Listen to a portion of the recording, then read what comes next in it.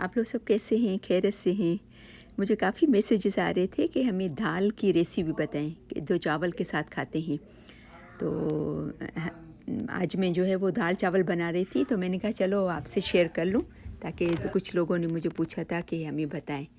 तो ठीक है, तो ये 1 कप से थोड़ी सी ज़्यादा दाल थी, उसको वॉश करके फिर पानी डाल के रखा है। ये मसूर की दाल मैंने ली है, आप मूंग की भी ले सकते हो। और ये लहसुन, अदरक, मिर्ची और टमाटो को सब साथ में ग्राइंड करेंगे। और ये हाफ़ टी स्पून हल्दी है, और ये साबुत ज़ीरा और साबुत ब्लैक पेपर लिया है, हाफ़ टी स्पून। और ये चॉप किया है गार्लिक, और 1 अनियन मीडियम साइज़ का काट के रखा है। नमक अपने टेस्ट के हिसाब से डालेंगे। और ये ऑलिव ऑयल है, आप कोई भी ऑयल यूज़ कर सकते हैं। अभी इन सबको ग्राइंड करेंगे, ठीक है, अदरक, लहसुन, मिर्ची और टमाटो को।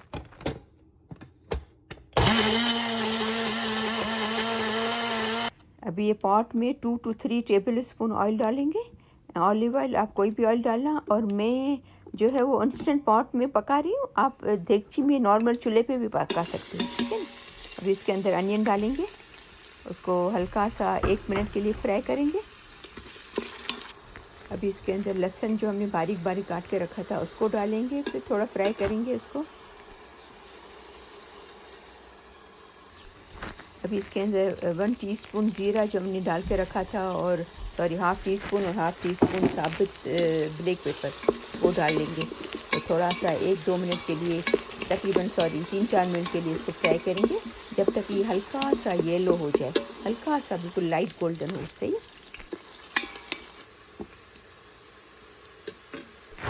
अभी ये देखिए, तकरीबन आपको नज़र आ रहा होगा लाइट येलो हो गया है।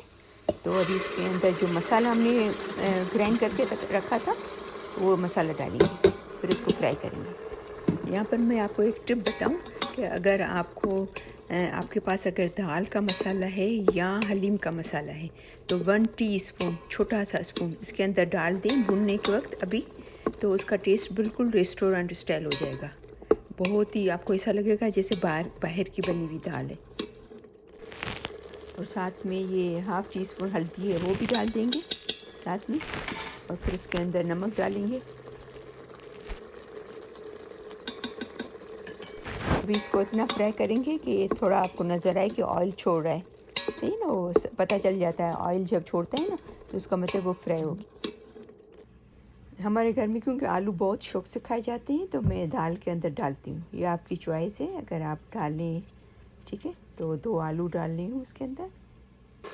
ये देखिए, इसने ऑयल छोड़ दिया है, तेल को। अभी मसाला फ्राई हो गया है, तो उसके अंदर आलू डालेंगे और दाल डालेंगे, ठीक है ना। और फिर दोनों को मिक्स करके, दाल को और आलू को, फिर पानी डाल के और फिर ढक देंगे।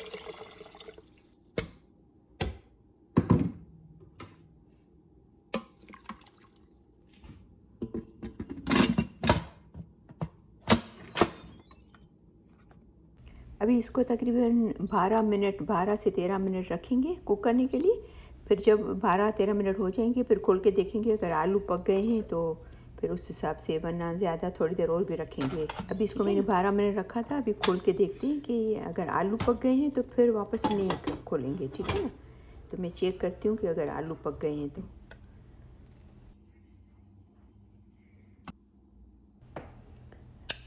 ये देखें, बिल्कुल परफेक्ट पक गए आलू। अभी हमें वापस उसको पकाने की ज़रूरत नहीं है। मैंने इसमें तकरीबन 3 से 3.5 कप पानी डाला था। और ये देखें, कंसिस्टेंसी आप देख लें कि आपके घर में कितना वाटरी खाया जाता है, क्योंकि हम लोग चावल के साथ खाएंगे तो हमें थोड़ा रस वाला चाहिए। तो लेकिन ये बिल्कुल परफेक्ट है, और ज़्यादा पानी नहीं डालूँगी, ठीक है ना। और सबसे आखिर में जस्ट 1/4 टीस्पून, बिल्कुल थोड़ा सा गरम मसाला, बिल्कुल 1/4, ओके, ज़्यादा नहीं, डाल के फिर स्लो पे, और थोड़ा लेमन जूस फ्रेश, ठीक है ना। इससे बहुत ही अच्छा टेस्ट आता है, बिल्कुल बाज़ार जैसा टेस्ट आता है, बहुत अच्छा बनता है, ठीक है ना। तो वो डालेंगे, और फिर इसको स्लो 5-10 मिनट ये लकड़ी के जो चम्मच है ना लकड़ी का, उससे चलाएंगे तो बिल्कुल मैश हो जाएगी दाल, बिल्कुल अच्छी हो जाएगी, ठीक है। फिर आखिर में कीप वार्म पे रख देंगे। देखें, ये कीप वार्म है ना, उस पर रख देंगे और चम्मच चलाते रहेंगे। सही है, थोड़ी देर 5-10 मिनट। अभी देखिए हमारी बेहतरीन बहुत यम्मी हेल्दी दाल तैयार है। अभी इसको डिश आउट करेंगे। सही है।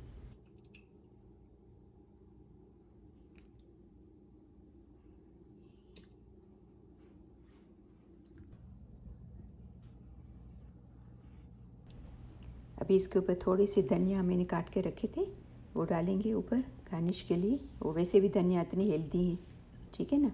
और हमारे साइड पे हमारे राइस भी अभी रेडी हैं, तो वो भी निकालेंगे। ये बहुत ही इजी बनाना और बहुत ही हेल्दी यम्मी। ये हफ्ते में कम से कम आप एक दफ़ा ज़रूर बनाया करें, क्योंकि आपको पता है दाल तो अपने हमारी सेहत के लिए बहुत ही ज़्यादा हेल्दी है। इसमें रिच प्रोटीन होता है और मिनरल्स होते हैं, ठीक है ना। तो मुझे उम्मीद है कि मेरे आज की ये रेसिपी आपको पसंद आई होगी। उसको प्लीज़ ज़रूर लाइक कीजिएगा अगर आपको पसंद आए, शेयर कीजिएगा। और अगर आपने मेरा चैनल सब्सक्राइब नहीं किया है तो उसको ज़रूर सब्सक्राइब करना, ताकि मेरी सब वीडियोस आपको मिलती रहें।